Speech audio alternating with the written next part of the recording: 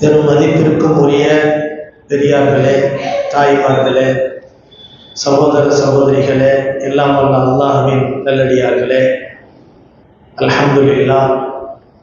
அல்லாஹ்வுடைய மாபெரும் கருணையினால் இன்றைக்கு 27வது ஜுஸுவில் அரை ஜுஸு முடிவடைந்திருக்கிறது. இன்று சூரத்து காஃப் என்ற அத்தியாயம், சூரத்து தாரியாத் என்ற அத்தியாயம், சூரத்து தூர் என்ற அத்தியாயம், சூரத்து நஜ்ம் என்ற அத்தியாயம், சூரத்து கமர் என்ற அத்தியாயங்கள் ஓதி முடிக்கப்பட்டன. இன்று ஓதப்பட்ட அத்தியாயங்கள் அனைத்திலும் பலவிதமான நற்செய்திகளை அல்லாஹ் சுப்ஹானஹு வ தஆலா நமக்கு சொல்லித் தருகிறார். அதிலே குறிப்பாக இன்றைக்கு சூரா நஜ்ம் என்ற அத்தியாயம் ஓதப்பட்டது. அந்த அத்தியாயத்தினுடைய இனிமையே தனி அலாதியானது. ஓதுவதற்கு அது ரொம்ப இனிமையாக இருக்கும். அப்படிப்பட்ட பேரின்பத்தை தரக்கூடிய சூரத்து நஜ்ம். சூரத்து நஜ்மிலே ஒரு தனி சிறப்பு இருக்கிறது. குர்ஆனிலே 14 சஜிதாவினுடைய வசனங்கள் இருக்கின்றன. குர்ஆனிலே சஜிதா திலாவத்தினுடைய 14 வசனங்கள் இருக்கின்றன. அந்த 14 சஜிதா திலாவத்தினுடைய வசனங்களிலேயே முதலாக சஜிதா திலாவத்துக்காக சஜிதா செய்ய வேண்டும் என்று இறக்கி அருளப்பட்ட முதல் அத்தியாயம் சூரத்து நஜ்ம். இன்னைக்கு இருக்கக்கூடிய குர்ஆனுடைய அந்த வரிசை என்பது இப்படி வரிசையாக இறக்கப்பட்டது அல்ல. இன்னும் சொல்ல போனா குர்ஆனுடைய முதல் வசனம் முதல்ல இக்ரா என்று அருளப்பட்டுச்சு. அது எத்தனாவது அத்தியாயம்? 96வது அத்தியாயத்தினுடைய 5 வசனங்கள். இக்ரா பிஸ்மி ரப்பிக்கல்லதீ கலக் கலக்கல் இன்சான மின் அலக் இக்ரா வரப்புக்கல் அக்ரம் அல்லதி அல்லம பில் கலம் அல்லமல் இன்சான மாலம் யாலம். இந்த 5 ஆயத்துகள் தான் முதலாக குர்ஆனிலே அருளப்பட்டது. ஆனால் எப்பொழுதெல்லாம் ஒரு ஆயத்தோ ஒரு சூறாவோ 2-3 ஆயத்துக்களோ இறக்கப்படுமோ அப்பொழுதெல்லாம் அல்லாஹு தஆலா ஜிப்ரீல் அலைஹிஸ்ஸலாம் மூலமாக நபி அவர்களிடத்திலே சொல்லுவார், குர்ஆனில் இந்த பகுதியில் இது இணைக்கப்பட வேண்டும், இந்த சூறாவுக்கு இன்ன பெயர் சொல்லப்பட வேண்டும் என்று அவர்களின் மூலமாக அல்லாஹு தஆலாவினால் ஆணையிடப்படும். அந்த வகையில் தான் என்ன செய்யப்பட்டுச்சு? குர்ஆன் கோர்வை செய்யப்பட்டது, அது ஒழுங்குமுறை செய்யப்பட்டது. இன்னைக்கு இருக்கக்கூடிய சூரத்துல் ஃபாத்திஹா தான் முதல்ல இறங்குச்சு, 2வது சூரத்துல் பக்ரா இறங்குச்சு, அப்படிலாம் கிடையாது. அல்லாஹ் சுப்ஹானஹு வ தஆலா மாற்றி மாற்றி இடத்திற்கு தகுந்தவாறு, நேரத்திற்கு தகுந்தவாறு, சூழலுக்கு தகுந்தவாறு சில ஆயத்துகளையும் சில சூறாக்களையும் அருளினார். அதை குர்ஆனின் இந்த பகுதியில் இத்தனாவது சூறாவாக இத்தனாவது ஆயத்தாக சேர்க்கப்பட வேண்டும் என்று அல்லாஹ் சொல்லியிருந்தார். அந்த வகையில் முதல் சஜிதா திலாவத்தினுடைய ஆயத்தை உடைய இந்த அத்தியாயம் முதலாக அருளப்பட்டது. அதாவது சஜிதா திலாவத்தினுடைய ஆயத்திலே முதலாக அருளப்பட்டது இந்த சூரத்து நஜ்ம். சூரத்து நஜ்ம் என்ற அத்தியாயத்தை அல்லாஹ் சுப்ஹானஹு வ தஆலா அருளியதும் அது பயங்கரமான சோதனையான காலம், பயங்கர சோதனைக்கு உட்படுத்தப்பட்ட காலம். முஸ்லிம்கள் பெருவாரியாக மக்காவிலிருந்தும் ஹிஜ்ரத் செய்து அபிசீனியா என்ற ஆப்பிரிக்கா நாட்டுக்கு, எத்தியோப்பியாவிற்கு நாடு கடந்து போயிருந்த நேரம். மிக முக்கியமான சஹாபாக்கள்லாம் போயிருந்தாங்க. சையதுனா உஸ்மான் ரலியல்லாஹு அன்ஹு அவர்களும் அவர்களுடைய மனைவியோடு சேர்ந்து போயிருந்தாங்க. சையதத்துனா உம்மு ஹபீபா ரலியல்லாஹு அன்ஹா அபூ சுஃபியானுடைய மகள், பிற்காலத்திலே நபிகள் நாயகம் ஸல்லல்லாஹு அலைஹி வஸல்லம் மனைவியாக திகழ்ந்தவர்கள் உம்மு ஹபீபா ரலியல்லாஹு அன்ஹா அவர்களும் போயிருந்தாங்க. இப்படி மிக முக்கியமான சஹாபாக்கள் எல்லாம் அந்த அபிசீனியாவுக்கு ஹிஜ்ரத் செய்து சென்றிருந்த நேரம். முஸ்லிம்களுக்கு மத்தியிலே ஒரு நிலை குலைந்த நிலை. சஹாபாக்கள் எல்லாம் பதட்டத்தோடு தங்களுடைய உறவுகளை பிரிந்திருக்கக்கூடிய நிலை, தங்களுடைய ஈமானை, தன்னுடைய வழிமுறையை மக்காவிலே சரியான முறையிலே பின்பற்ற முடியாத இக்கட்டான சூழல். அப்போதுதான் அல்லாஹ் சுப்ஹானஹு வ தஆலா இந்த அத்தியாயத்தை இறக்கி அருளினார். அந்த நேரம் எப்படிப்பட்ட நேரம் தெரியுமா? நபிகள் நாயகம் ஸல்லல்லாஹு அலைஹி வஸல்லம் அவர்கள் காபாவுக்கு பக்கத்தில் போய் தொழுதாலே அவர்களுடைய முதுகுல அழுகி போன ஒட்டகத்தின் குடலை தூக்கி போட்டுருவாங்க. நபி அவர்கள் நின்று தொழுவார்களே ஆனால் துணியை போட்டு அவருடைய கழுத்துல போட்டு முடுக்குவாங்க. நபிகள் நாயகம் ஸல்லல்லாஹு அலைஹி வஸல்லம் அவர்கள் சஜிதா செய்யும் போது காலை வச்சு அவங்கள மிதிக்கணும் அப்படின்னு நினைப்பாங்க. இப்படிப்பட்ட பயங்கரமான சோதிக்கப்பட்ட காலம். அந்த நேரத்துல தான் இந்த அத்தியாயத்தை அல்லாஹ் தஆலா இறக்கினான். இந்த அத்தியாயத்தை இறக்கின உடனே நபிகள் நாயகம் ஸல்லல்லாஹு அலைஹி வஸல்லம் என்ன செய்யறாங்கன்னு சொன்னா, போய் அந்த காபிர்களுக்கு பக்கத்துல போய் அதை ஓதி காட்டுறாங்க. அழகான, அதாவது அல்லாஹ் ரசிக்கக்கூடிய அழகான குரல் வளம் உடையவர்கள் உலகத்திலேயே நபிகள் நாயகம் ஸல்லல்லாஹு அலைஹி வஸல்லம். நபிகள் நாயகம் ஸல்லல்லாஹு அலைஹி வஸல்லம் அவர்களை விட இனிமையான குரலுக்கு சொந்தக்காரர் வேற யாரும் இல்லை.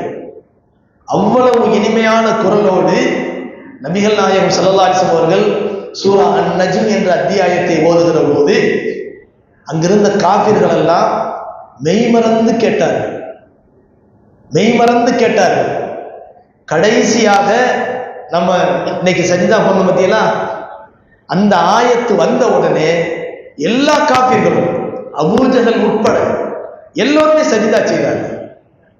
எல்லோருமே சஜிதா செய்தார்கள். அவங்களுக்கு தெரியல ஏன் சஜிதா பண்றோம் அப்படின்னு தெரியல.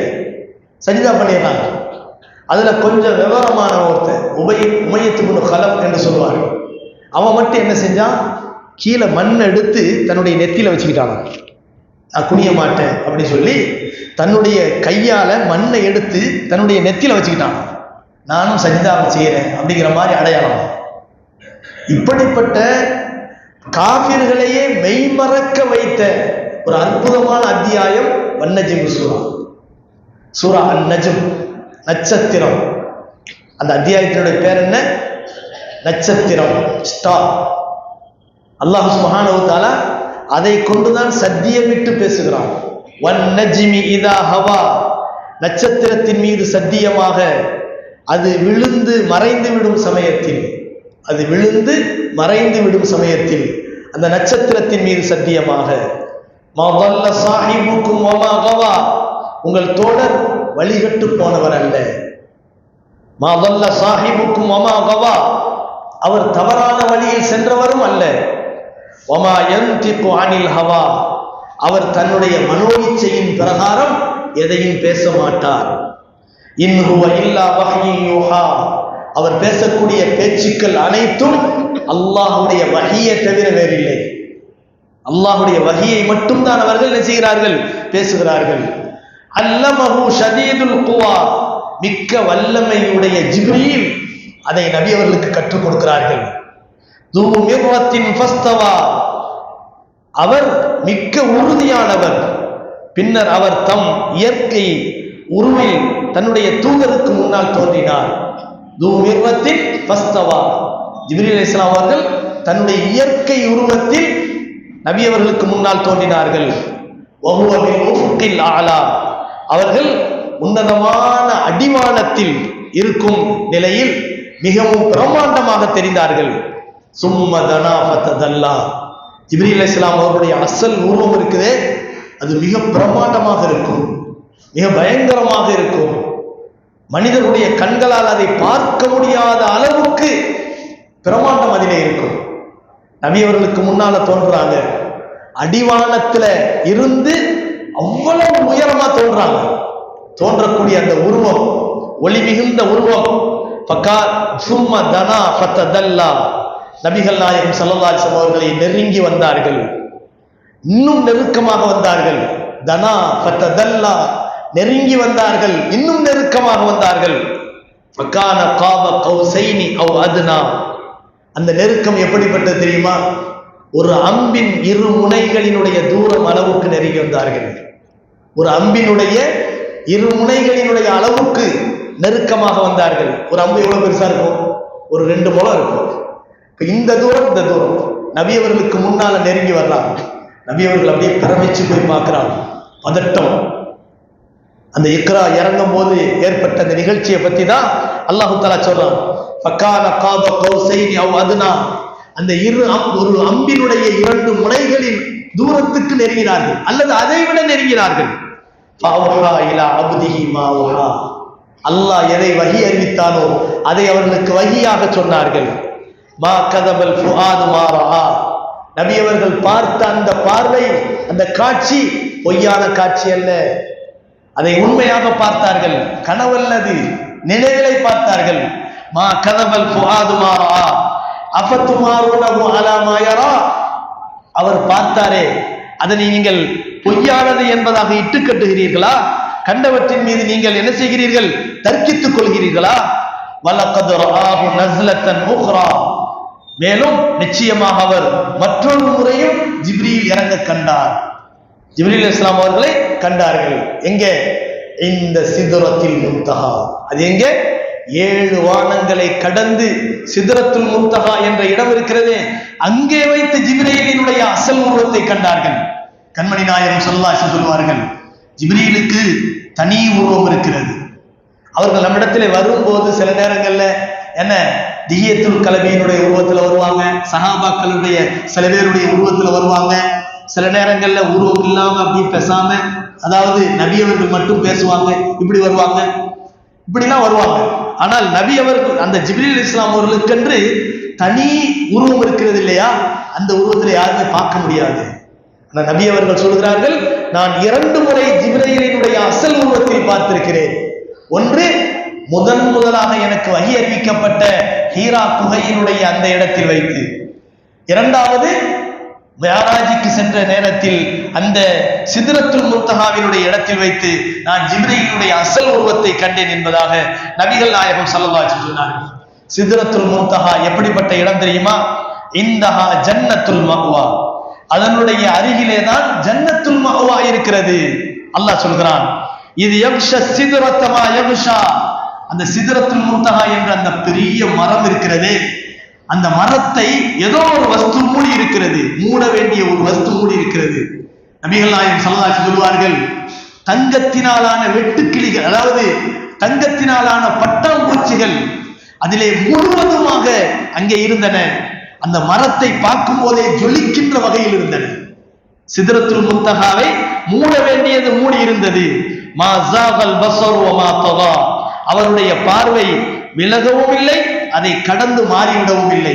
அதை அப்படியே நேர்த்தியாக பார்க்கிறார்கள், அதை அப்படியே கூர்ந்து பார்க்கிறார்கள். லக்கத் ரஆ மின் ஆயாத்தி ரப்பிஹில் குப்ரா.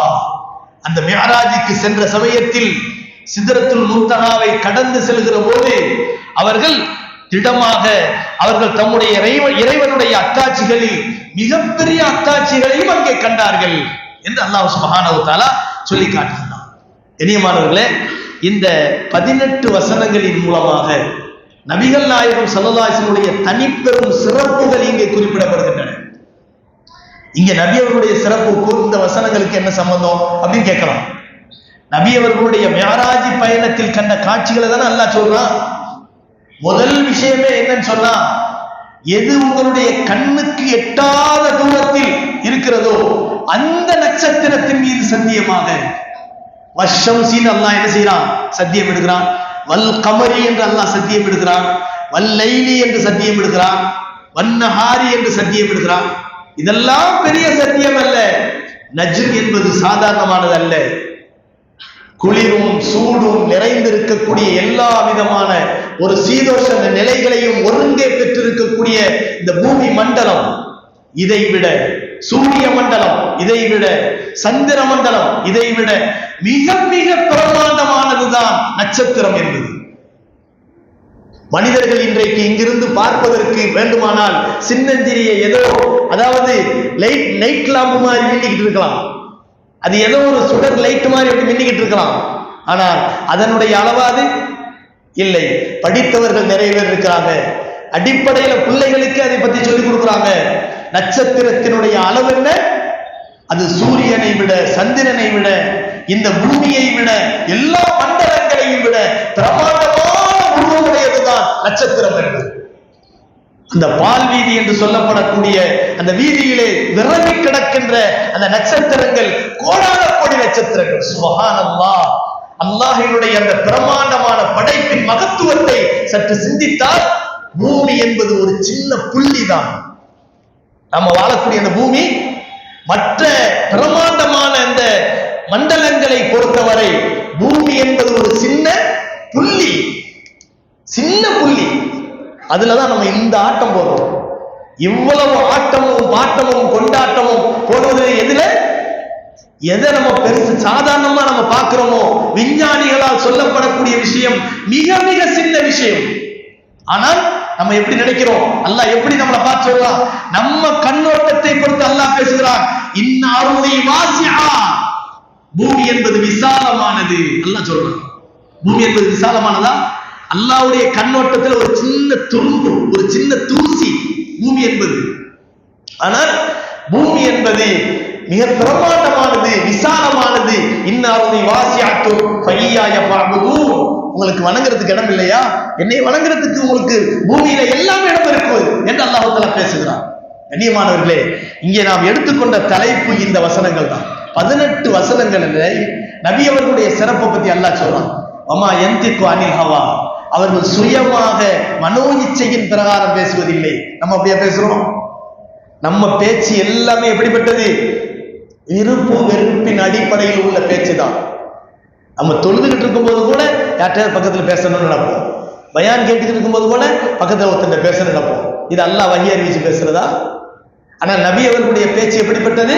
வஹி. நபி அவர்களுடைய பேச்சை ஒருவர் மறுத்தால் காபிரா போயிடுவான். நபிகள் நாயகம் ஸல்லல்லாஹு அலைஹி வஸல்லம் அவர்கள் ஒரு தடவை மஸ்ஜிதுன் நபவியினுடைய வெளிப்பகுதியிலே நிற்கிறார்கள்.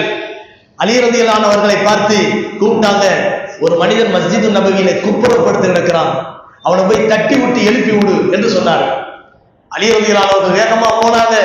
போய் அந்த மனிதரை எழுப்பி விட்டார்கள். எழுப்பி விட்டு திரும்ப வந்தார்கள். யா ரசூலல்லாஹ் ஸல்லல்லாஹு அலைஹி வஸல்லம், நீங்கள் எந்த ஒரு நன்மையான காரியமாக இருந்தாலும் தாங்கள் தானே முந்திக் கொண்டு செய்வீர்கள். அப்படி இருக்க நான் எங்கேயோ நின்று கொண்டிருந்த என்னை அழைத்து அவரை குப்புறப்படுத்து கிடக்கிறாரு, பள்ளிவாசல்ல படுத்திருக்கக்கூடிய அந்த ஆளை எழுப்பி விடுங்க என்று நீங்க சொன்னீங்களே, இந்த காரியத்தை நீங்க செஞ்சிருக்கலாமே.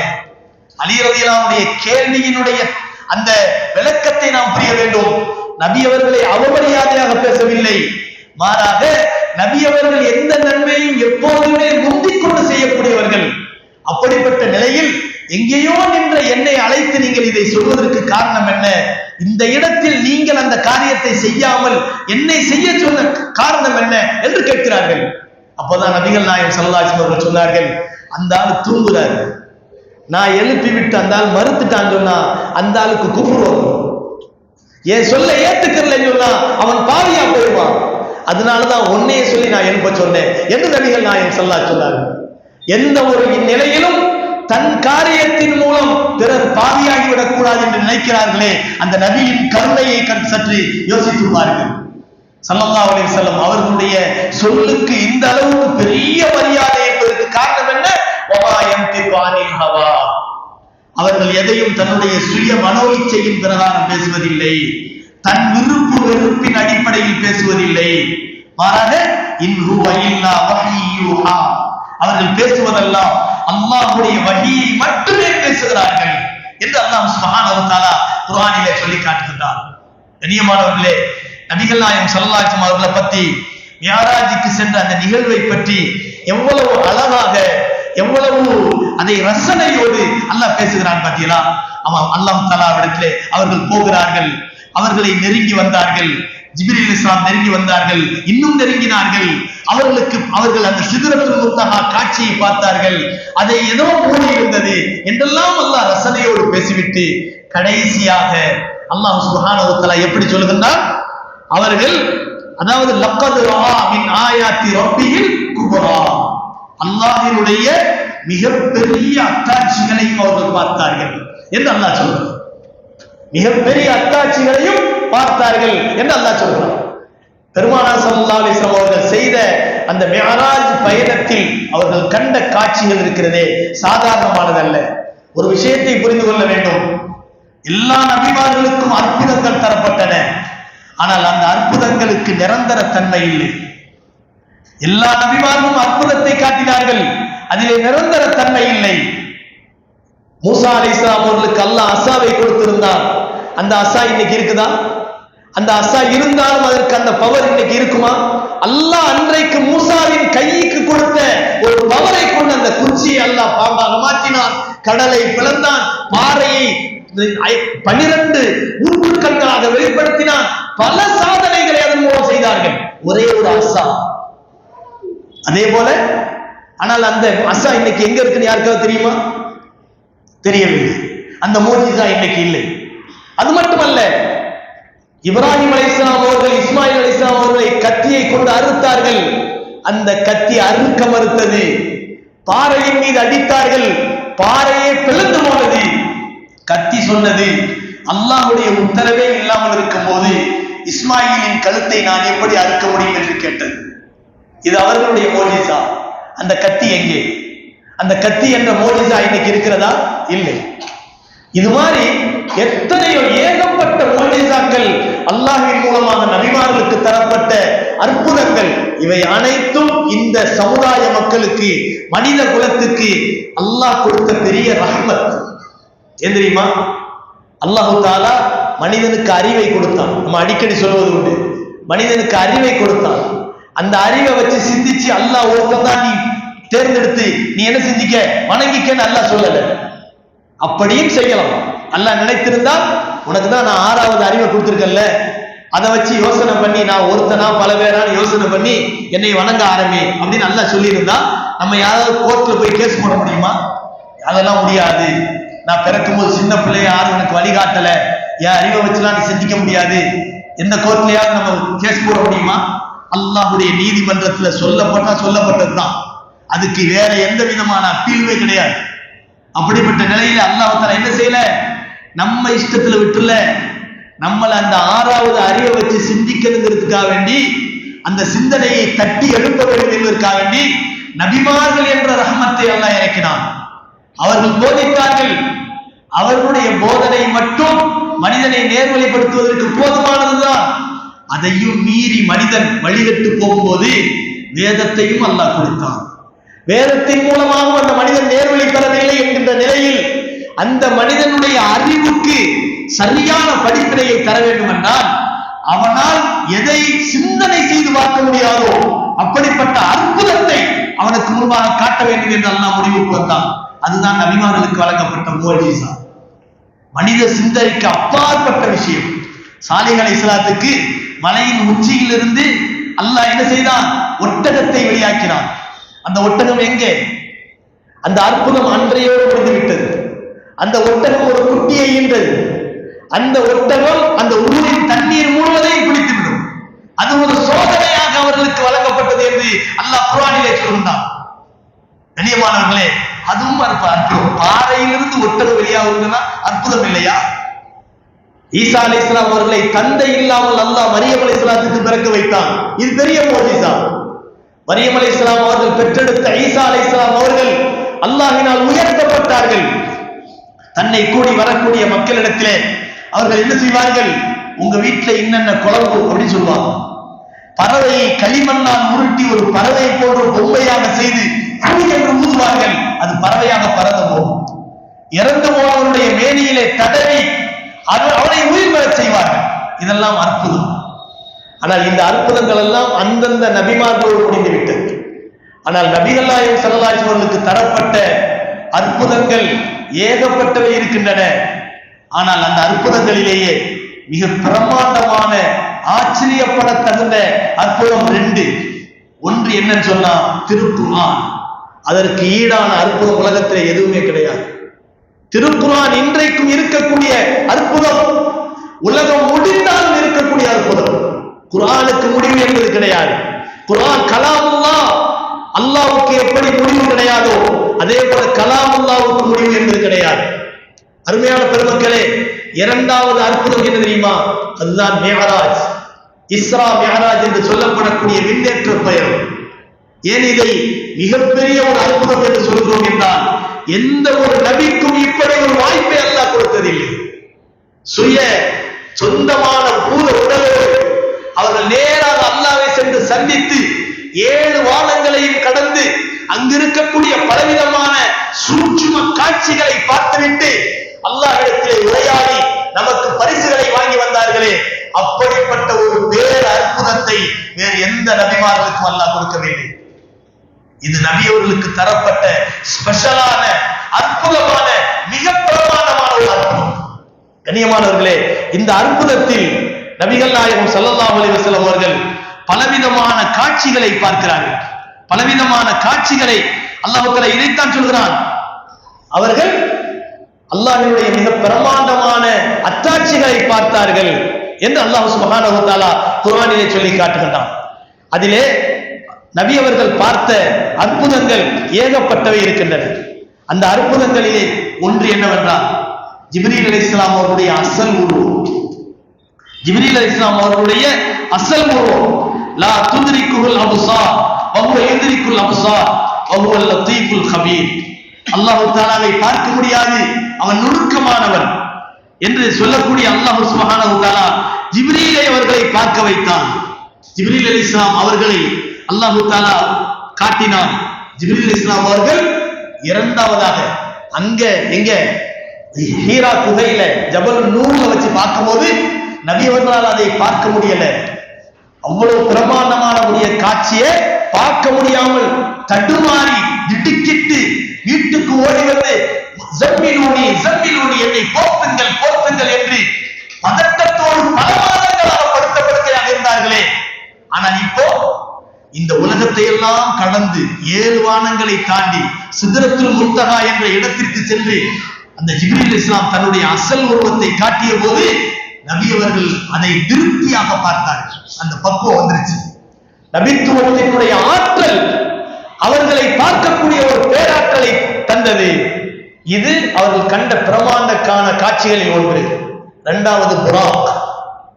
புராக் என்று சொன்னால் அந்த மியராஜ் பயணத்துக்காக வேண்டிய அல்லாஹ் ஏற்படுத்தி கொடுத்த ஒரு வாகனம். புராக்னா என்ன தெரியுமா? மின்னல் வாகனம் அர்த்தம். மின்னல் வாகனம் அர்த்தம். அந்த புராக் வாகனம் எப்படி இருக்கும் என்றால் வெள்ளை வெள்ளேர் என்று இருக்கும். அது கழுதையை விட சற்று பெரியதாகவும் குதிரையை கோவேறு கழுதையை விட சற்று சின்னதாகவும் இருக்கும். அந்த புராக் இருக்கிறது, ஒரு எட்டு எடுத்து வைத்தால் மின்னலை போல பல 1000 கிலோமீட்டர் தூரத்தை கடந்திருக்கும். அந்த புராக் நபி அவர்களுக்காக நிறுத்தி வைக்கப்படுகிறது. நபிகள் நாயகம் ஸல்லல்லாஹு அலைஹி வஸல்லம் அவர்கள் ஏறி உட்கார்றாங்க. அந்த புராக் வாகனம் அப்படியே அசைகிறது, துடிக்கிறது, துளும்புகிறது. ஜிப்ரீல் அலைஹிஸ்ஸலாம் அவர்கள் அதை அடித்து சொன்னார்கள், புராக் அமைதி நெறி, உன் மீது ரசூல் இருக்கிறார்கள் என்று சொன்னார்கள். உன் மீது ரசூல் இருக்கிறார்கள். புராக் என்பது அல்லாஹ் சுப்ஹானஹு வ தஆலா நபிகள் நாயகம் ஸல்லல்லாஹு அலைஹி வஸல்லம் அவர்களை ஸ்பெஷலாக தன்னுடைய கெஸ்ட் ஆஃப் ஆனரை அழைத்து வருவதற்காக அல்லாஹ் ஏற்படுத்திய ஒரு அழகான வாகனம் இந்த மின்னல் வாகனம், புராக் என்ற வாகனம். இதுவும் அல்லாஹ்வுடைய அத்தாட்சிகளில் ஒன்று. நபிமார்கள் எல்லாம் தங்களுடைய காலத்தோடு கடந்து போய்விட்டார்கள். இன்னைக்கு யாராவது நபிமார்களை உட்கார வச்சு நான் பேசிக்கிட்டு இருந்தேன்னு சொல்ல முடியுமா? சொல்ல முடியாது. ஆனால் நபிமார்கள் கடந்து போய், உதாரணத்துக்கு இப்ராஹிம் அலைஹிஸ்ஸலாம் அவர்கள் இந்த உலகத்தை விட்டு பிரிந்து போய் 5000 வருடங்களுக்கு மேலாகிவிட்டது. அதையும் தாண்டிய நூஹ் அலைஹிஸ்ஸலாம் அவருடைய காலம் 10,000-ஐ தாண்டும். இப்படி ஏகப்பட்ட அதனுடைய ஒரு தோராயமாக சொல்லக்கூடிய காலங்கள். இப்படி ஆதம் அலைஹிஸ்ஸலாம் காலத்தை எடுத்துக்கிட்டா எவ்வளவு காலம் முன்னுக்கு இருக்கும். ஆனால் நபிகள் நாயகம் ஸல்லல்லாஹு அலைஹி அவர்கள் இஸ்ரா மிஅராஜினுடைய அந்த பயணத்தில் அந்த நபிமார்கள் அனைவரையும் சந்தித்தார்கள், பூமியிலையும் சந்தித்தார்கள். பைத்துல் முகத்தஸில் வைத்து அனைத்து நபிமார்களோடு விளையாடினார்கள், அவர்களுக்கு தொழ வைத்தார்கள். அதன் பிறகு மின்னேற்ற பயணம் செய்தார்கள்.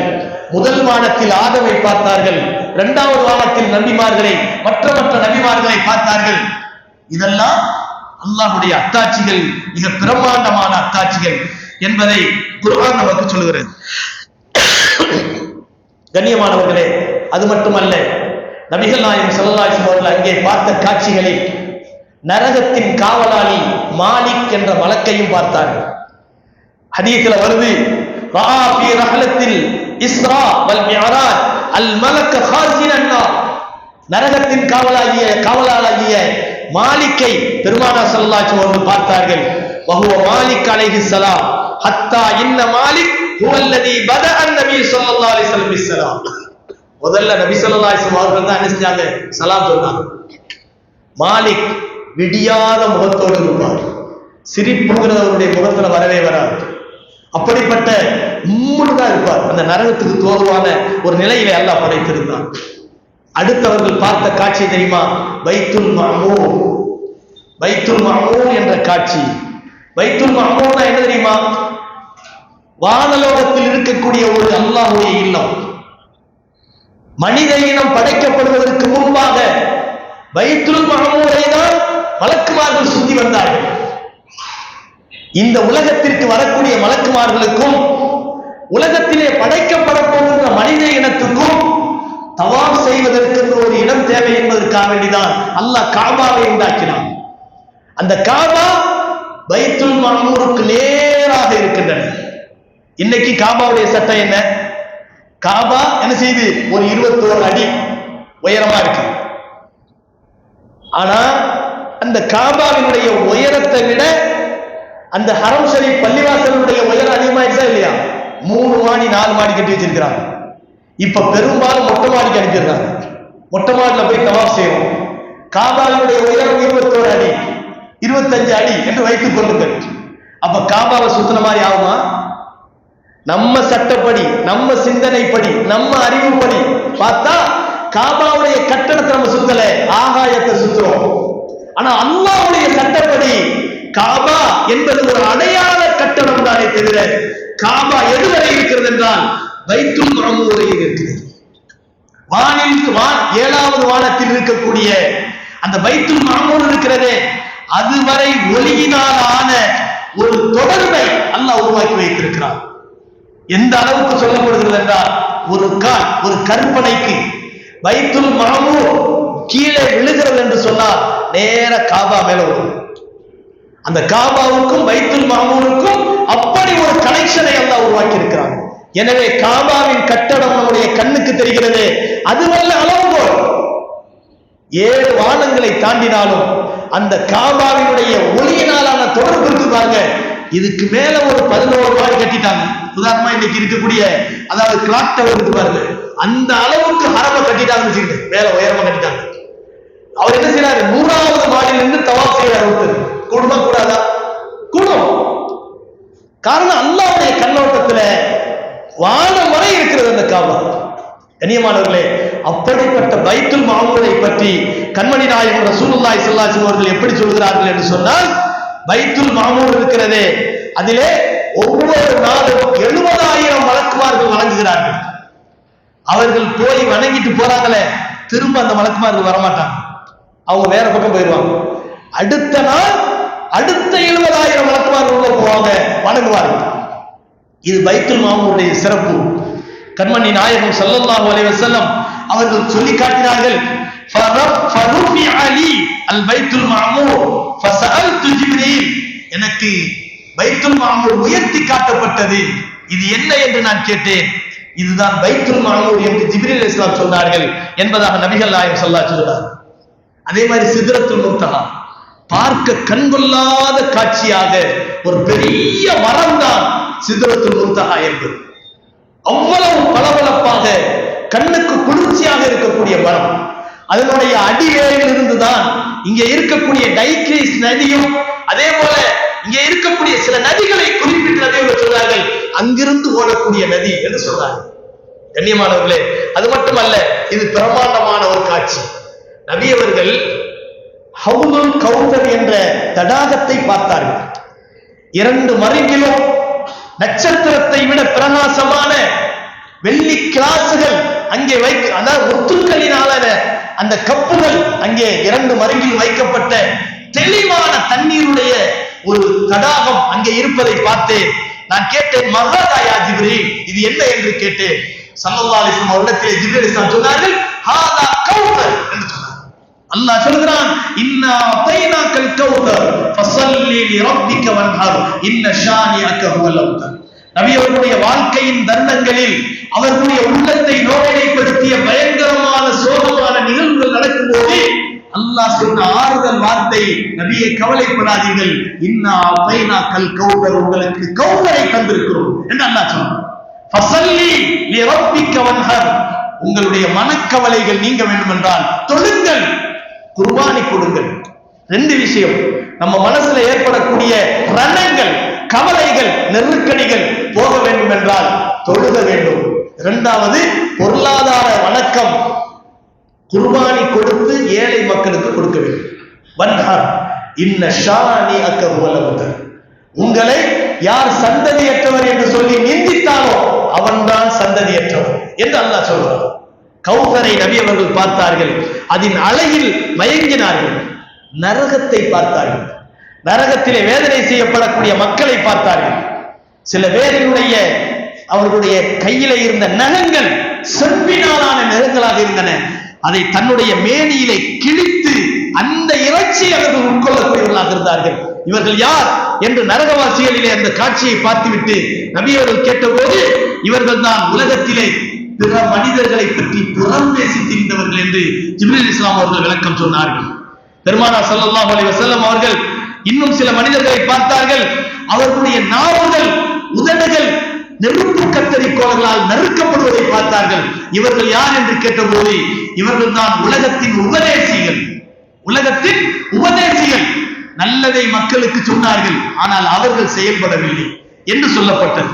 மூன்றாவது, அவர்கள் சில காட்சியை பார்த்தார்கள். அவர்கள் எப்படிப்பட்டவர்கள் என்று சொன்னால், வட்டியை உட்கொண்டவர்கள். வட்டியை உட்கொண்டவர்கள் அவர்கள் அதாவது இரத்தத்தினாலான ஆற்றிலே நீந்து கொண்டு அவர்கள் கரையை அடைவதற்கு முற்படுகிறார்கள். ஆனால் வெளியிலே நிற்கக்கூடிய ஒரு மனிதர், ஒரு மலக்கு அந்த பாறை கல்லால் அவரை அடித்து அவரை துன்புறுத்துகிறார்கள். அந்த அந்த இரத்த ஆற்றிலேயே அவர் தத்தளித்துக் கொண்டிருக்கிறார். அவர்தான் உலகத்திலே வட்டியை புசித்தவர் என்பதாக நபிகள் நாயகம் ஸல்லல்லாஹு அலைஹி அவர்களுக்கு விளக்கம் சொல்லப்பட்டது. இப்படி பல காட்சிகளை நபி அவர்கள் பார்க்கிறார்கள். கண்ணியமானவர்களே, இதை இன்றைக்கு நாம் எடுத்துக்கொண்ட தலைப்பாக நான் சொல்வதற்கு காரணம் என்னவென்றால், நபிகள் நாயகம் ஸல்லல்லாஹு அலைஹி அவர்கள் உலகத்திற்கு வந்து சில எச்சரிக்கைகளை நமக்கு சொல்கிறார்கள் என்று சொன்னால், நரகத்தையும் பார்த்து விட்டு வந்தவர்கள், சொர்க்கத்தையும் பார்த்து விட்டு வந்தார்கள், அதனுடைய கடுமையை அறிந்து வந்த நம்மிடத்திலே சொல்லியிருக்கிறார்கள். எனவே நபியினுடைய உபதேசத்தை சாதாரணமாக நாம் நினைத்துவிடக் கூடாது. அல்லாஹ் சுப்ஹானஹு வ தஆலா சூரத்துல் நஜ்ம் என்ற அத்தியாயத்தின் மூலம் ஒரு மிக சிறந்த பாடங்களை நமக்கு அல்லாஹ் சொல்லித் தந்திருக்கிறான். அந்த விஷயங்களை ஒவ்வொரு காலமும் அறிந்து செயல்படக்கூடிய பாக்கியத்தை நாம் உருவாக்கி கொள்ள வேண்டும். அல்லாஹ் நமக்கு அருள் புரிவானாக. வஆஹிரு தஅவானா அனில் ஹம்துலில்லாஹி ரப்பில் ஆலமீன்.